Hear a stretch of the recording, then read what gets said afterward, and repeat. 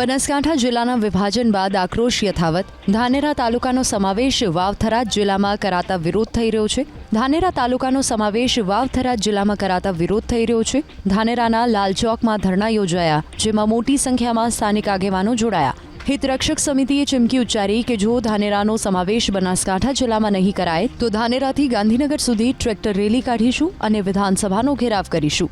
ધરણામાં અપક્ષ ધારાસભ્ય માવજી દેસાઈ પણ પહોંચ્યા.